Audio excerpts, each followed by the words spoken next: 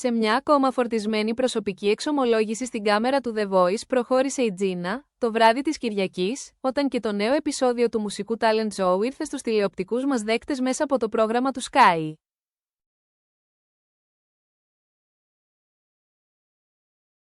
Αυτή τη φορά μάλιστα η νεαρή διαγωνιζόμενη ξέσπασε σε κλάματα μιλώντας για τα παιδικά της χρόνια και το σχολικό εκφοβισμό που δέχθηκε από τους συμμαθητές της.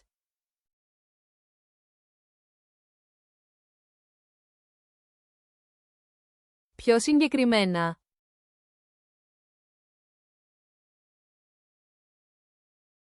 λίγο πριν ανέβει ξανά στη σκηνή του The Voice, η 27χρονη διαγωνιζόμενη εκμυστηρεύτηκε χαρακτηριστικά πως έχω την ανάγκη πάρα πολύ να εκφράσω διάφορες ομάδες ανθρώπων, κυρίως αυτούς που ζουν στο περιθώριο.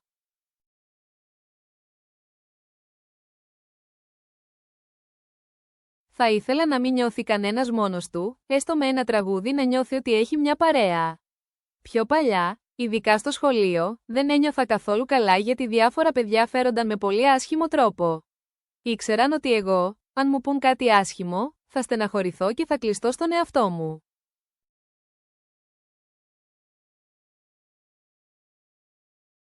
Συγγνώμη, αναφώνησε αμέσως μετά, με δάκρυα στα μάτια, η Gina για να συμπληρώσει πως θα ήθελα όλοι οι άνθρωποι που το νιώθουν αυτό να μην το νιώθουν, να μην τα παρατάνε και να μην νιώθουν ότι αυτοί φταίνε.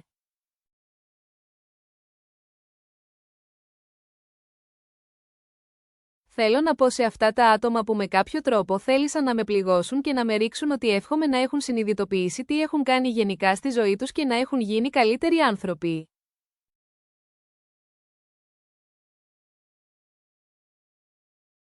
Για την ιστορία του The Voice, ωστόσο, αυτή τη φορά η πορεία της Τζίνας διακόπηκε μιας και ο Βαγγέλης πήρε το πολυπόθητο εισιτήριο για την επόμενη φάση.